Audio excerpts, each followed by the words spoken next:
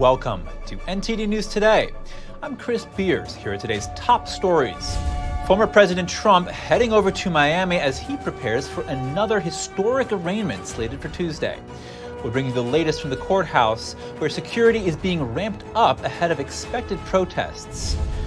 Billionaire George Soros is handing over his massive empire to son Alexander, who says he's more political than his father. We'll bring you the details and what Alexander says about his 2024 presidential election. A new week, a new warning about artificial intelligence, as policymakers around the world are racing to regulate it. And Lionel Messi was detained by Chinese police. The Argentine star landed in Beijing for a friendly match, but was stopped because of a passport mix-up.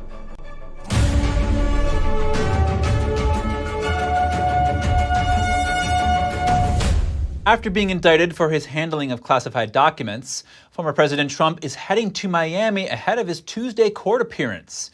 Joining us now is NTD's Iris Tao on the ground. Iris, what are we expecting to see over there?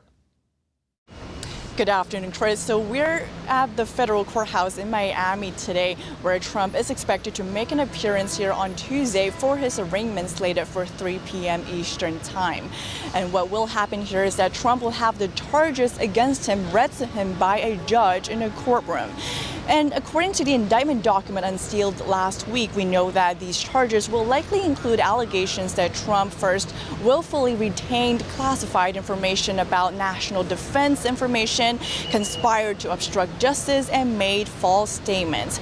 But we do have to wait until that hearing tomorrow to find out what these exact charges will be. And we also know that Trump is, being watched, and a big question is whether he will have to be fingerprinted and photographed for a mugshot tomorrow. Of course, another thing that we're watching is which entrance he will take, either through the main lobby here or perhaps through a more low-profile entrance like the underground tunnel. But that said, we do know a few things this far. For example, Trump will be flying in from New Jersey this afternoon to Miami, and specifically heading to his golf club here, the Trump National Doral, in this afternoon, where he will be met by his supporters greeting him outside and waving flags at him, and will stay there overnight before his Tuesday arraignment. And after the arraignment, right after the arraignment, actually hours later, he will be flying back to New Jersey, where he will be giving a speech that night. And that's pretty much what he did last time when he was arraigned in New York as well, because he flew back to Mar-a-Lago right after to give a speech that night. And of course, we also know that the security here will be ramped up because we all know that supporters and protesters will be coming here to the courthouse to either support or protest against Trump. So we will be tuning into that 2 p.m. press conference by the Miami mayor this afternoon about which specific security measures will be in place for his Tuesday appearance. Chris. Is this classified documents case against former President Trump politically motivated? For answers, I spoke with Mark Ruskin, author of The Pretender, My Life Undercover for the FBI, and former assistant district attorney in Brooklyn.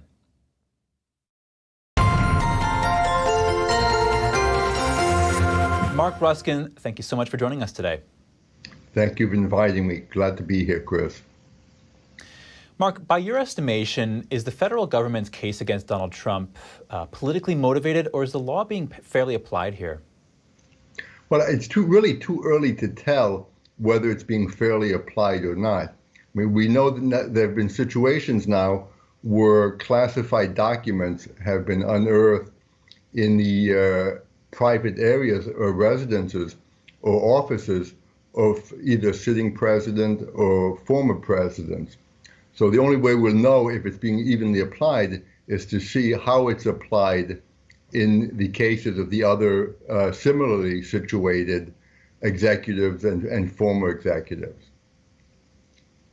So we'll have to wait and see.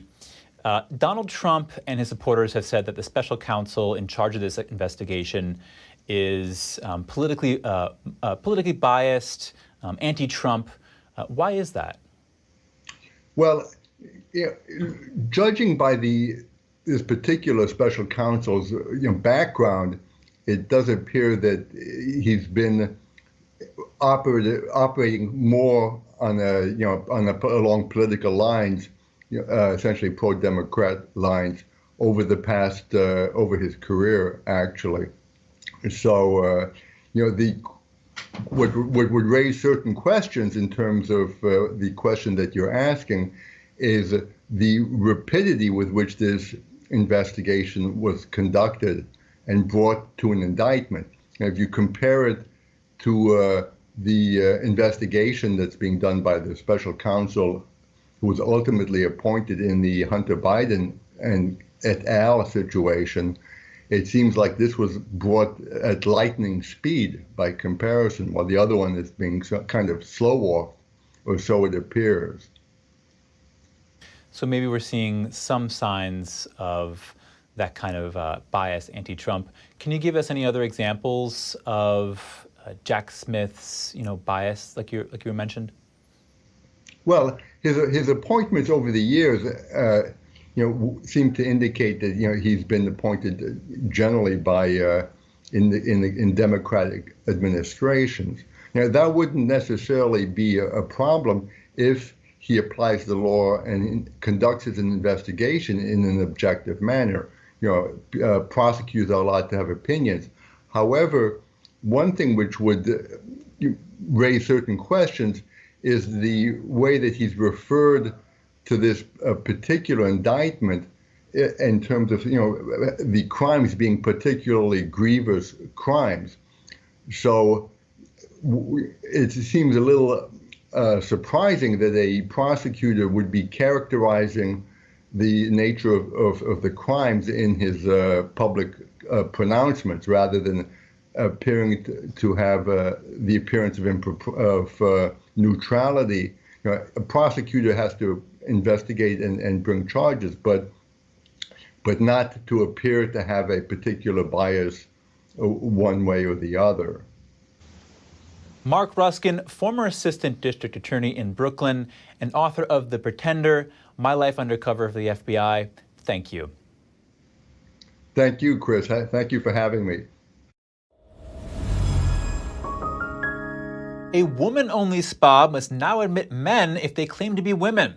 That's what a judge in Washington state ruled.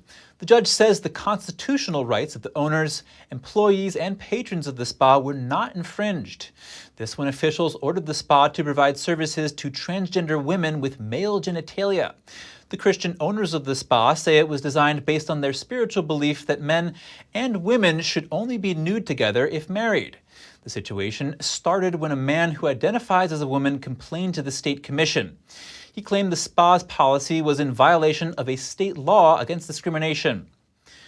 We spoke with Ryan Helfenbein, Executive Director of the Standing for Freedom Center, to get his take on the ruling.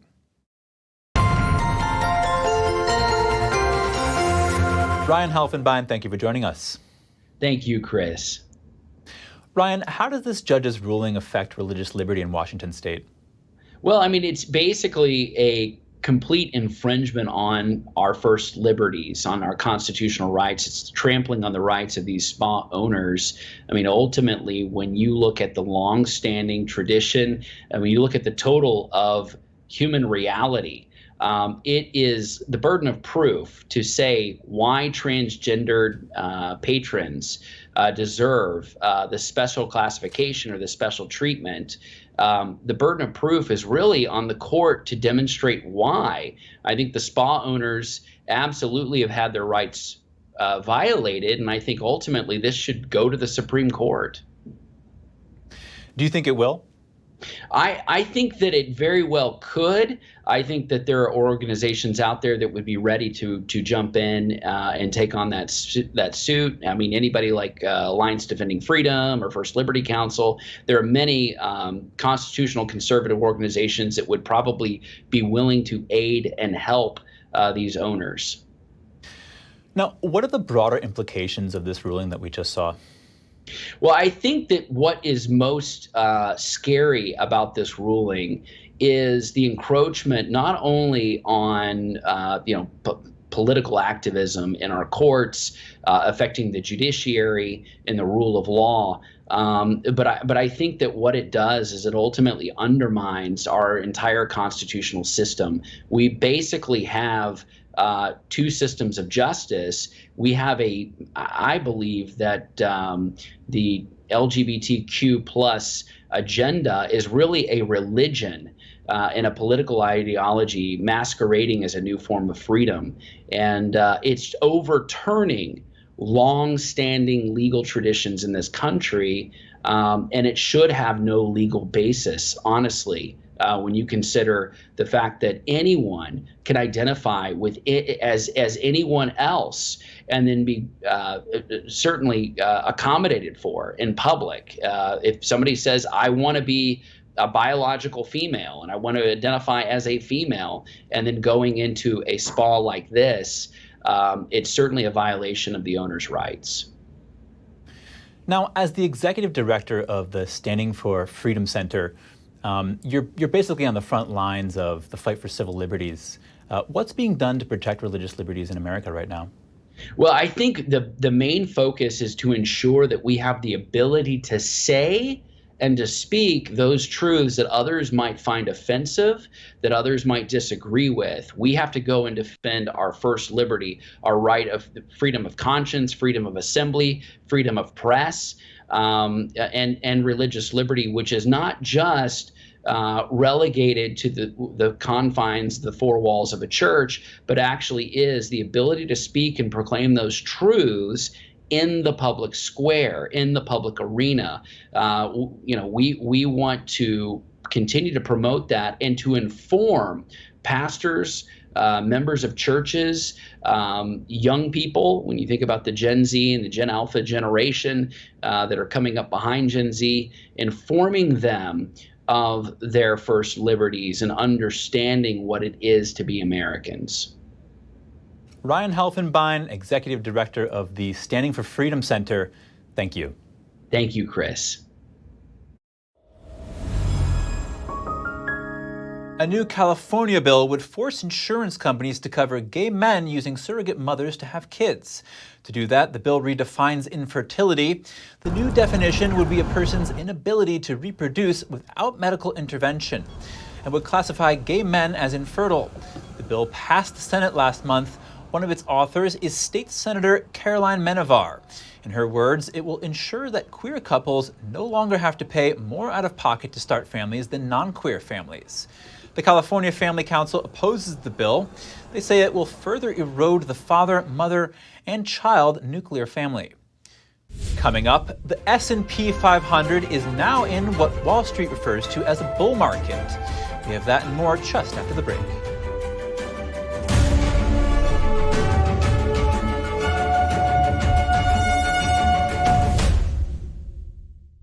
Did you know ESG is impacting every part of your life? From rising gas prices to global food shortages to out-of-control inflation, even losing your freedom of speech and being censored on the internet. It's all being driven by ESG ideology. Who's in control? What can you do about it? Find out in The Shadow State, the first documentary exposing ESG. The ESG movement of governments and corporations operates in the shadows. Only the light of truth can expose it. Watch The Shadow State documentary, streaming now.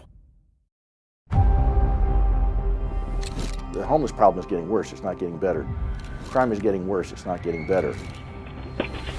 Regulations are getting worse, it's not getting better. People are bailing on California in record numbers. Showing more than half of Californians are considering moving. It might be harder to find a U-Haul than to find your next home. The exodus of people moving out of California is not new. No sane person would want to leave California if they could make it here. For the first time ever, people are leaving.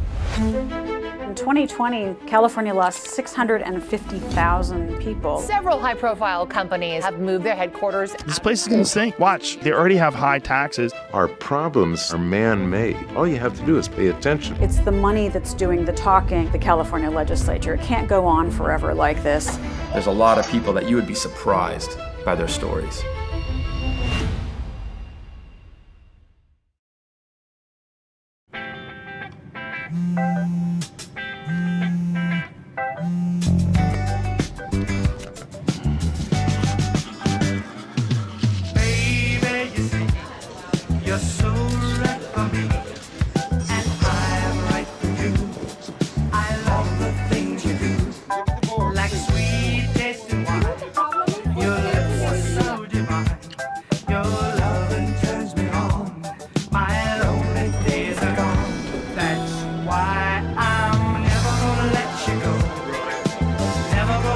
let you go. Babe, I'm never gonna let you go. No, no, never gonna let you go. Baby, never gonna let you go. Never gonna let you go. Here you go. Thank you. Thank you.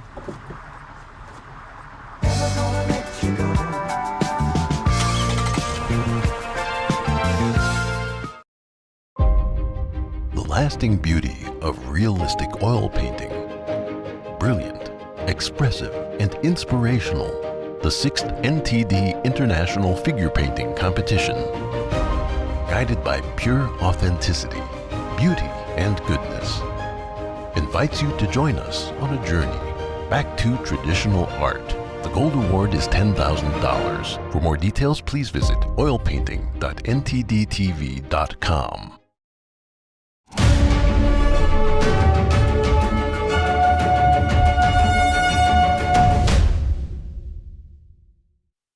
Welcome back. Billionaire George Soros is handing over his financial empire. His son Alexander is taking over, declaring he's more political than his father. Here's what Alex said in the first interview after the takeover. Billionaire financier George Soros is handing control of his massive empire to his son Alexander. A Soros spokesperson announced the change on Sunday. 37-year-old Alexander Soros will take over the George Soros Foundation and the rest of the $25 billion empire. After taking over the empire, Alexander spoke to the Wall Street Journal saying about his father, "We think alike," while adding, "I'm more political." He also expressed concern about former President Trump possibly returning to the White House, suggesting they'll support the Biden campaign to prevent that from happening. In his words, "As much as I would love to get money out of politics, as long as the other side is doing it, we will have to do it too." Alex and his father share similar views on liberal causes such as voting systems, access to abortions, and gender equity.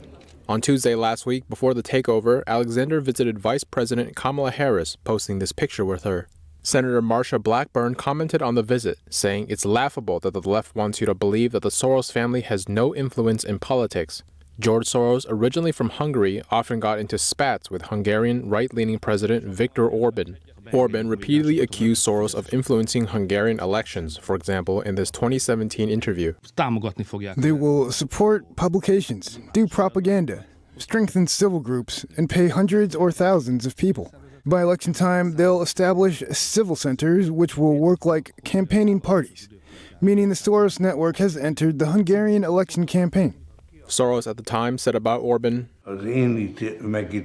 "He exploits and oppresses the people who are in the opposition in Hungary. I think the current system is more oppressive than it was during the Russian occupation." Alexander Soros says one topic he disagrees on with many on the left is free speech on college campuses, indicating he wants more open dialogue. The S&P 500 is up 20% from its lowest point in October. This matches the definition of a bull market, at least according to some market participants. Goldman Sachs has now joined the growing list of market strategists who are increasing their year-end S&P 500 targets. For more on this, NTD Business's Don Ma speaks to a financial advisor. And here to talk to me is Lauren Sprung, Midland Financial. Now, the S&P 500 being in a bull market, I think it achieved this a few days ago. With all the talks of a recession, this dating back to last year, I mean, what's driving this? Is this strange to you? It's not strange at all, actually. There's a lot of evidence to support what we've been seeing over the last several months. And, you know, going back, looking at the last 13 bear markets, most of them from the time we hit the bottom, which sometimes it's hard to tell what the bottom is. But for this, bear market that we were in, the bottom was October 12th. So right now, rallying off that bottom is not an uncommon thing. Typically in the last 13 bear markets, we've only retraced and backed down to those lows on 2 of those occasions. And those 2 occasions are during the financial crisis and the tech bust in the late 90s, which, stocks it was very difficult to be in stocks then. So this is not uncommon. It actually is more common than not.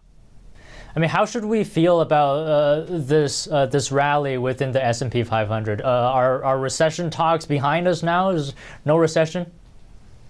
Well, I mean, I will tell you this, myself and those at Carson Group who we're a part of have been saying for, since the beginning, since going back to October of last year, that recession may be unlikely. I know there's been a lot of talk about it, but, we've had the stance that we don't know if a recession is even going to happen. If it does, we think that it's not going to be, anything that's going to be major impactful. Remember, when we started hearing a lot about recession, the big impetus was that we were hearing about a lot of layoffs. And the reality was, if you looked at where those layoffs were taking place, they were taking place in those same names we're talking about now, right? Who also went on a hiring spree at the beginning of the pandemic. And the reality is their headcount today is still higher than where it was at the beginning of the pandemic. So it was really just releasing and lowering headcount based upon the conditions that exist today. So I'm not convinced that we're going to have a recession. And if we are, it's probably not coming in the near term. What are some of your tips to investors right now, seeing what's happening? Yeah, I mean, listen, we've been in constant contact with the families that we serve throughout this whole process. Starting with October of 2021, we started reducing, longevity on bonds in anticipation of rate hikes taking place in 2022. I think us, like many others, didn't expect them to go up as quickly as they did. But the reality is, most of the families we serve, they're not traders, so they don't need to worry about the day-to-day. The whole idea is let's put together a diversified portfolio, and then as these market events unfold, make minor adjustments that hopefully will lead to major improvements in the long run. So we're not wholeheartedly selling a whole position or buying. We're looking at the market as a whole, their portfolio as a whole, and where we are in relation to what their personal goals and objectives are. So every family is different. I can't say that we're doing this for everyone because I don't think it works that way. So, we have to take that under advice and guidance. We take what's going on in the macro world and we apply that to the families that we serve. All right. Thank you so much today, Lawrence. Always a pleasure speaking to you. Same, Don. Have a great day. Coming up, the president of Honduras met with Chinese leader Xi Jinping on her first trip to China. That as the country opens its first embassy in Beijing. And Lionel Messi was seized at a Beijing airport. The Argentine soccer star reportedly brought the wrong passport, which allowed him to enter Taiwan, but not mainland China. We'll have the details when we return.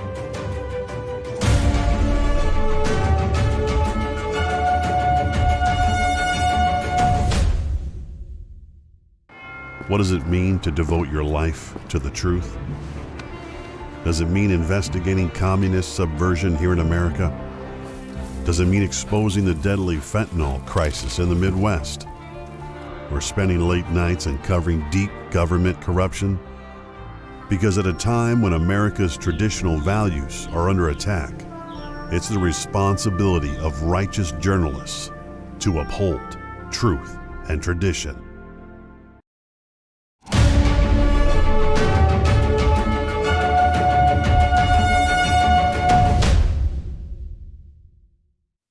Welcome back. Honduras and China getting a step closer. The president of the Central American country met with Xi Jinping on her first visit to China. That alongside the opening of the first Honduran embassy in China. Honduran President Xiomara Castro attended a welcome ceremony with her Chinese counterpart Xi Jinping. That was after the country's foreign ministers unveiled the Honduran embassy in Beijing. Just a few months ago, Honduras cut off its decades-long ties with Taiwan before setting up diplomatic relations with Beijing. The country is seeking China's support to ease its debt burden. China claims the democratically governed Taiwan as its own territory, saying the island has no right to interstate relations. Taipei strongly opposes that position. Washington is watching with concern as China takes away Taiwan's Central American allies. The White House has warned countries not to trust the Chinese regime's promises of aid. Lionel Messi was detained by Chinese police. The Argentine soccer star landed in Beijing over the weekend for a friendly match against Australia, but he was stopped at the airport due to passport issues. Here's the story. Messi arrived at Beijing airport with his teammates Saturday, surrounded by hundreds of fans and a warm welcome. But something unexpected occurred. The celebrity soccer star was held by customs for nearly 3 hours because his Spanish passport lacked a visa on arrival for mainland China. A video circulating online shows Messi encircled by Chinese border officials, trying to explain himself. Messi holds both Argentine and Spanish passports, and he took the latter for the China trip. Spanish citizens cannot enter China without a visa, but they can visit Taiwan without one. Messi lifted the World Cup trophy last December and is seen as one of the game's all-time greats. He has a huge fan base in China. Chinese fans complained that the organizers didn't take the situation well into account. Messi has been granted an expedited visa and will be able to play against the Aussies on Thursday. This is Messi's 7th trip to China, including a gold medal-winning visit during the 2008 Olympics. Hailstones reaching 2 inches in diameter battered China's Jiangsu province as hailstorms swept through multiple districts on Saturday. The news was reported on Chinese state TV. Much of the province also experienced torrential rain. A power line in one town was struck by lightning, causing power outages to 150 households. The Jiangsu Meteorological Department says strong rain is forecast to continue until Wednesday. Chinese authorities on Sunday renewed their lowest level alert for rainstorms. The affected area includes regions in 5 provinces. Up to 5 inches of rain is expected in the northern part of Hainan province. A British man today attempted to scale the world's 5th tallest building in Seoul, South Korea, until he was forced to abandon the climb. A video released by a local fire station showed the man climbing on the facade of the 123-story Lotte World Tower with his bare hands. He was more than an hour into his ascent and on the 73rd floor when authorities forced him to get into a maintenance cradle and enter the building. The 24-year-old man was handed over to the police for questioning.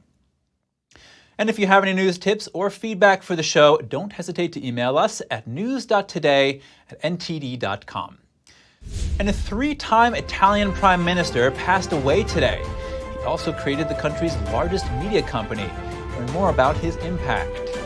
And a church in Germany tried out an AI-generated service, but churchgoers' reactions were mixed. More shortly here on NTD News Today.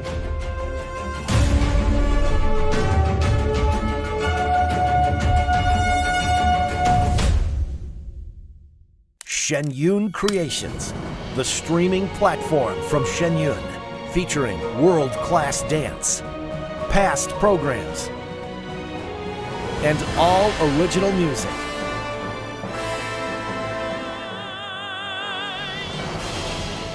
Masterclasses, behind the scenes, comedy, and more. Explore shenyuncreations.com. Stay tuned to get 2 rolls of alien tape free. You wouldn't stick your mother-in-law on the wall, but you could with alien tape. It just sticks. Just peel and stick to make anything stay in place quick. Brick, pavers, marble, tile, plastic, even leather. Nothing works better than alien tape. You wouldn't stick your fishbowl on a moving car, but you could with alien tape. The secret is nano-stick technology that grabs and locks on to secure one side of the surface to the other. Alien tape secures in seconds, then twist, pull, and rinse to reuse. Call or go online to get your first roll of alien tape for just $19.99, plus shipping and processing. But to make this deal really stick, we'll give you 2 more rolls absolutely free. You get 3 rolls of alien tape for one low price. Order now. To order, call 1-800-490-1364 or go to tryalientape.com. So call 1-800-490-1364 or order online at tryalientape.com. It's just clear as day. The media, whether it's broadcast, cable, or print media, has become extremely biased. And I started looking online for alternative ways to get information. And I saw an ad for a free trial. And I looked at it and I said, Epoch Times. I mean, come on, this is end of days type of stuff. I mean, what are they going to be talking about here? And I said, well, it's a free trial. Let me dig in. Is it giving me both sides? Is it giving me an objective point of view here? I have looked for opportunities to see where they might be biased, and I don't find it. It has given me a level of trust in media that I didn't think I'd ever get back. I love the Epoch Times because it has renewed my faith in the idea that a reliable, responsible, non-biased source of information is available. And I can say that I love it because of that. Hey Bobo, do trees tell each other stories? I'm sorry, I'm afraid I don't know that. Hey, why don't we go find out? Listen. Can birds draw pictures? I don't have an answer for that. Dad, do stars visit their friends? Look!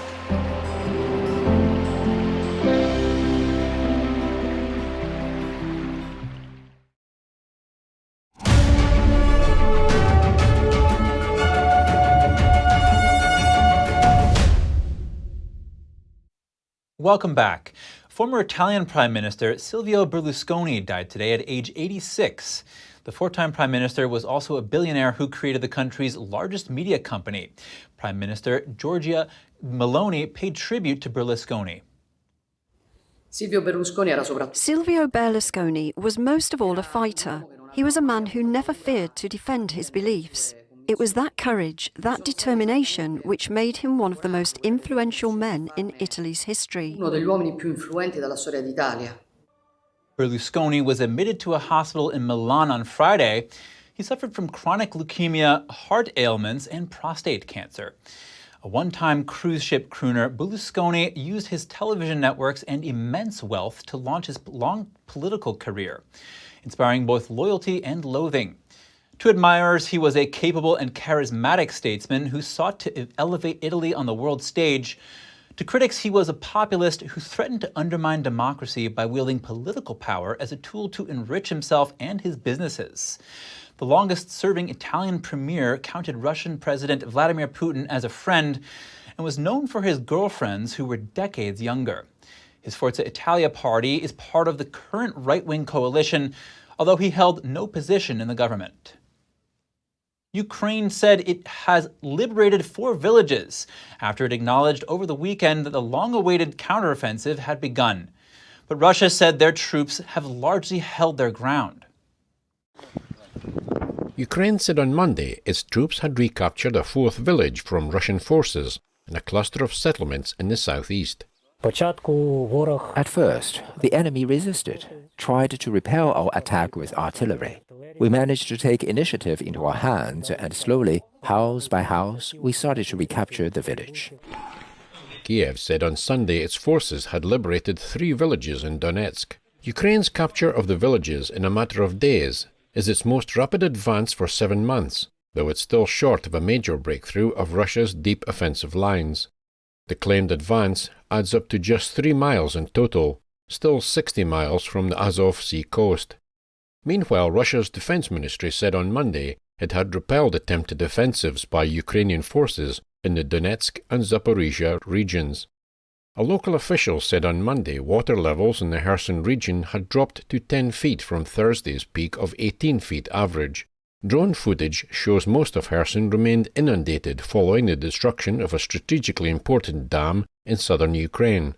Over 200 square miles of land on both banks of the Dnipro River were flooded, prompting mass evacuation of residents. A new week, a new warning about artificial intelligence. And policymakers around the world are racing to regulate it. That includes lawmakers in the European Union who will vote on a draft set of rules for this AI this week. Here's NTD's Jane Urrell with more. The rapid advancement of artificial intelligence conjures both excitement and fear. Governments are talking about how to regulate it. This week, European lawmakers will vote on a draft AI law. One of the members of the European Parliament leading the negotiations, Brando Benifei, says while the US and the European Union won't have exactly the same rules, they share the same outcome: to reduce risks. I was myself in US also last week, meeting with the White House, Congress and agencies of all kinds. The idea of a risk mitigation framework, of a risk identification approach is a common approach that we share also with other G7 countries. The EU's draft law proposes to categorise AI into different risk levels, where AI tech that's classed with an unacceptable level of risk will face bans. Biometric identification in public spaces that could lead to mass surveillance, predictive policing, social scoring, emotional recognition in workplaces and in schools. All these areas, we want to ban the use of AI. The law also requires content created by generative AI, like ChatGPT, to be marked as generated by AI, and any copyrighted materials used to train the AI would need to be disclosed. The proposed law faces a key vote this week and another crunch vote at the start of next year before it's gradually implemented across the European Union. Jane Werrell, NTD News, London. Staying with moves to regulate AI, UK Prime Minister Rishi Sunak says measures are needed to protect against the extreme risks of the technology. He wants the UK to be home to a global AI regulator. NTD's Malcolm Hudson has more. The British Prime Minister wants the UK to be the global leader in artificial intelligence regulation. Rishi Sunak said the technology has the power to transform work into public services. Speaking at the London Tech Week conference, he also noted concerns about bad actors misusing AI. The possibilities are extraordinary. But we must and we will do it safely. I want to make the UK not just the intellectual home, but the geographical home of global AI safety regulation. Sunak said the tech sector is at the heart of his priority to grow the British economy. He also acknowledged concerns that employees were worried about losing their jobs. Sunak spoke alongside Google's DeepMind boss, Demis Hassabis. Hassabis is among industry experts, signing a statement saying that mitigating the risk of extinction from AI should be a global priority. The statement compared the potential risks from the technology to pandemics and nuclear war.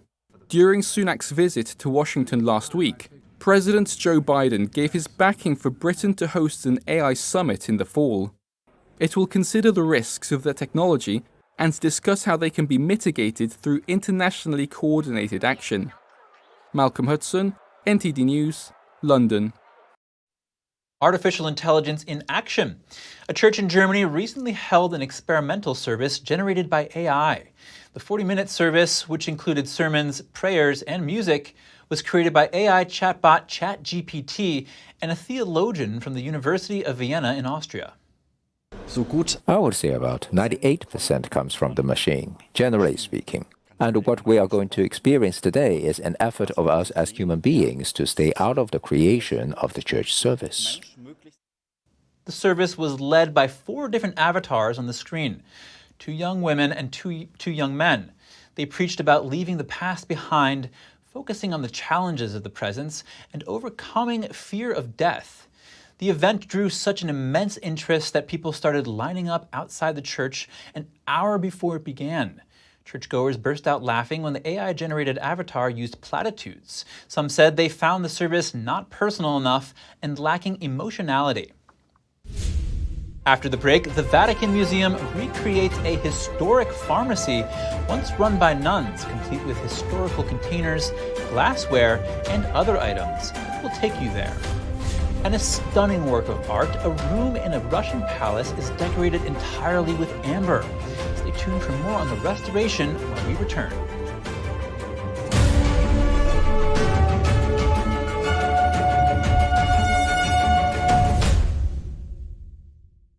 According to ancient Chinese medicine, purslane is considered a medicinal herb and is used to help lower cholesterol, improve vascular functions, and prevent diabetes. Perilla seeds can nourish the lungs and spleen. It is used to treat asthma and improve pulmonary functions. Puritang green vegetable omega-3 is made from purslane and perilla seeds from Hwangmae Mountain in South Korea. It contains over 90% of omega-3, 6, 7, and 9, the highest concentration possible without chemical additives. The soft gel is made of natural seaweed. It is 100% organic and vegan. Both adults and children can take it with peace of mind. ancient recipes were passed down from heaven to bring prosperity and longevity. Puritan green vegetable omega-3. Life doesn't always give you time to change the outcome. Prediabetes does. 1 in 3 adults has prediabetes, but with early diagnosis, prediabetes can be reversed. And you can change the outcome. Take the 1-minute prediabetes risk test today. Go to doihaveprediabetes.org. It's a painting that is peaceful. There's a lot of beauty in it. And you forget about whatever you might be worried about.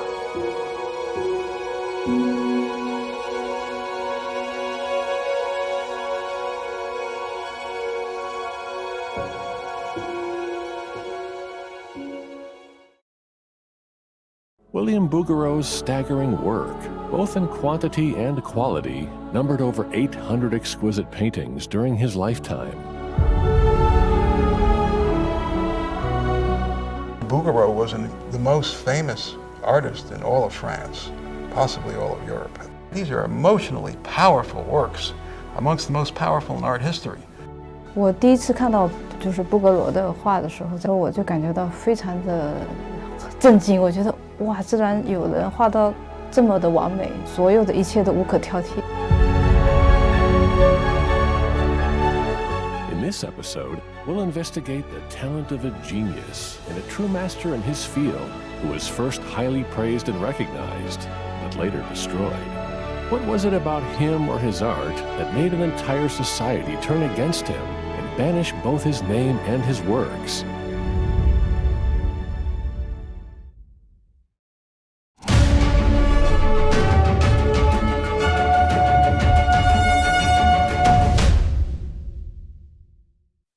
Welcome back. The Vatican museums have recreated a historic pharmacy once run by nuns. NTD's Andrew Thomas has the details on the CVS's and Walgreens of the past. These light blue vases are part of a new collection at the Vatican museums. Nuns used these artifacts at the historic Rome pharmacy. Where we are now, you can see the pharmacy of Santa Cecilia in Trastevere, the ancient apothecary shop, reconstructed and rearranged with all the original objects. The Majolica set of apothecary objects, the furniture, the containers, and above all, the ingredients still contained inside the jars, which makes this complex truly unique and extraordinary.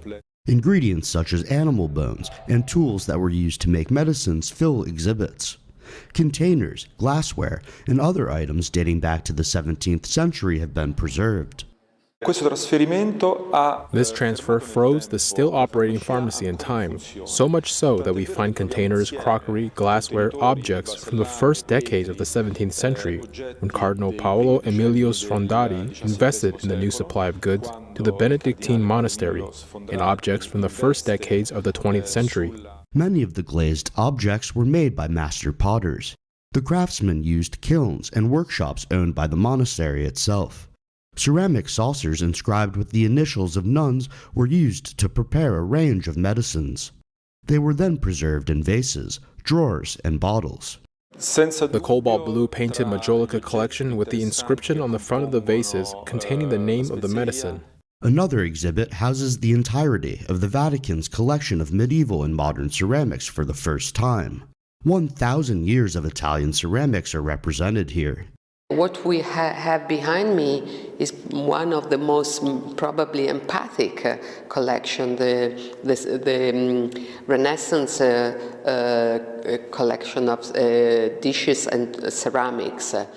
The pharmacy was one of about 80 that existed in Rome. They provided medicine for the 60 or so nuns of the monastery, as well as the monastery's 200 employees. Andrew Thomas, NTD News. A room adorned entirely with amber. The crown jewel of Russia's Catherine Palace has been restored to its former glory. Let's take a journey back to the days of the Tsars. 6 tons of amber, molded into panels covering every inch of the chamber. The Amber Room was part of Catherine the Great's summer palace, sitting on the outskirts of St. Petersburg. It was restored 20 years ago after being looted by Nazi forces in World War II. It turned out to be a really good, seamless, homogeneous piece. The room is a work of art because during the room's life, there had been lots of restorations. They weren't done professionally, as people had lost their skills and there were no masters to work with this style. Here is a complete piece of art that is really pleasant to look at. Alexander Krylov was one of the 2 master craftsmen in charge of the restoration after the decision was made in the late 1970s. The task was a daunting one. Krylov said the team fought all temptation to add their own twist to the room's original decor, and their only reference was old, low-quality black and white photos. They needed to sort out the details of those ornaments and understand what tone the amber needed to be. These black and white photos were taken in 1935 and 1940. They were of bad quality. We exhibit them so visitors can understand the problems the restorers faced at that time.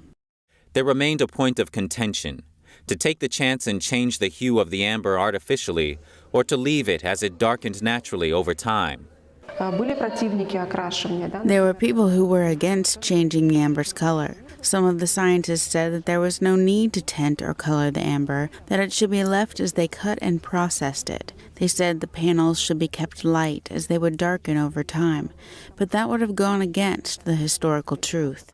The Amber Room finally opened in 2003 to much fanfare.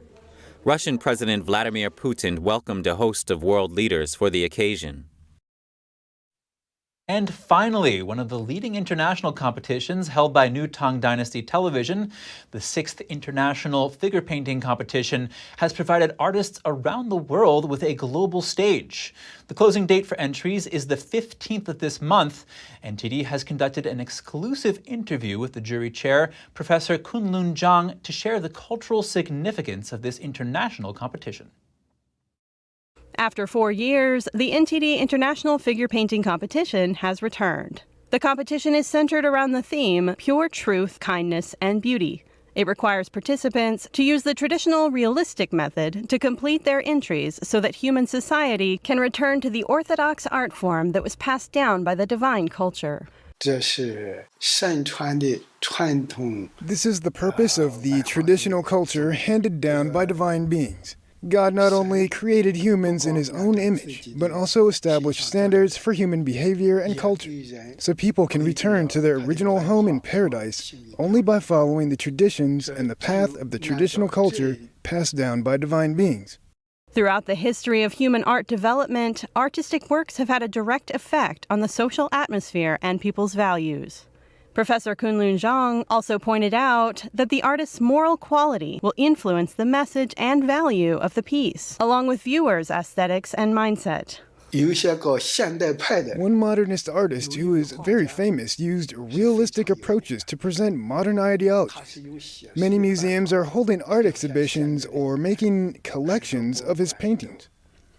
But after participating in our competition, he realized his old methods were wrong. He said, "This competition held by NTD has such a wonderful theme." He too wants to go back to the traditional way. The competition also wishes to encourage artists to take on social responsibilities and work collectively to revive traditional values. The duty and responsibility of an artist is to use their work to elevate the ideological level of human society and optimize the entire civilization. In this process, they also develop their own powerful virtue, paving the way for them to return to the heavenly world. The registration deadline for this year's competition is June 15th. Shortlisted works will have the opportunity to be displayed in New York City. There will also be cultural exchanges, auctions, and other activities. Shortlisted works will also have the chance to be selected for the global exhibition. Some artists have commented that the competition organized by the NTD is like a lighthouse in the dark that lit the path of navigation. It's an honor to be here at this competition where there's so many excellent painting. The focus is on truth and beauty in art. So thank you very much, and I'm honored to meet all of you. Being in this competition kind of just gave me the support I needed and the energy to keep going. Since NTD held the first competition in 2008, it has attracted an increasing number of artists to devote themselves to artistic creations. It has also received attention from the international mainstream art world. In the last competition, held in 2019, 260 artists from 46 countries gathered in New York City. And I'm an artist that's been painting for over 50 years. I was just thankful that I was in the New Tang Dynasty competition. There were artists from all over the world, and the subject matter was very compelling. Their purity is beautiful, and it makes me feel good that the competition make them more aware of the goodness God provides. God is giving us all this beauty. You know it when you see it. It makes you happy. Faye Quarter, NTD News. Now on to some health tips. Today, NTD's Gina Marie dives into dental health. Did you know some foods are good for your teeth? Your strong mind and body.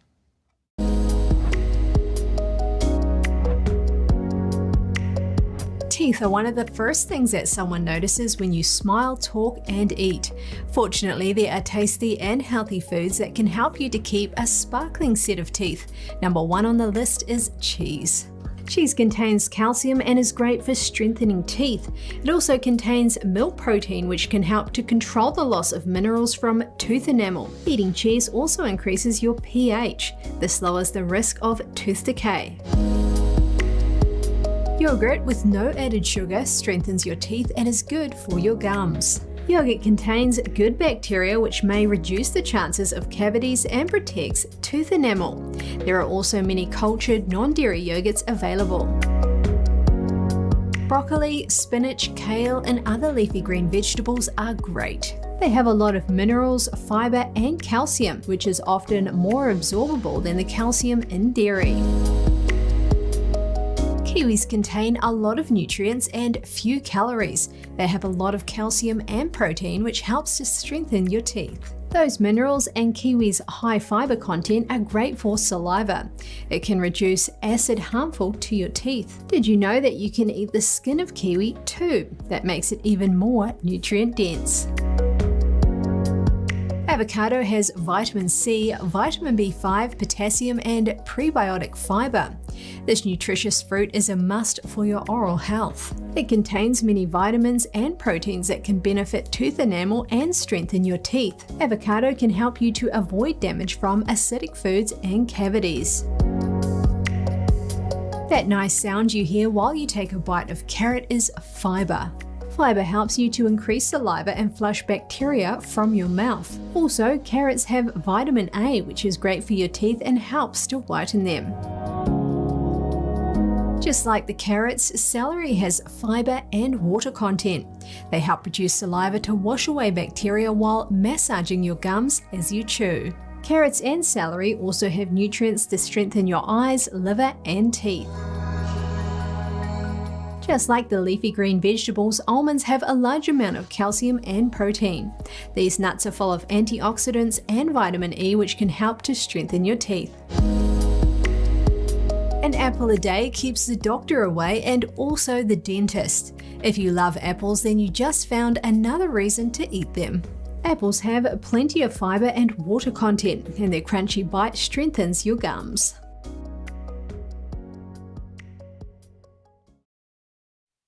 Thank you for tuning in today. If you'd like to share any news tips or feedback for the show, please feel free to email us at news.today@ntd.com. I'm Chris Beers, and you're watching NTD News, New York City.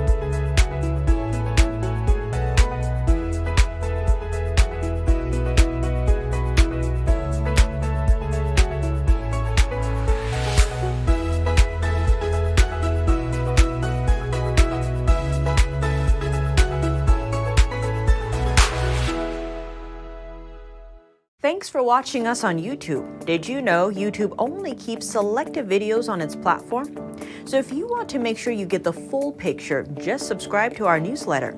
Go to newsletter.ntd.com and sign up. It's free.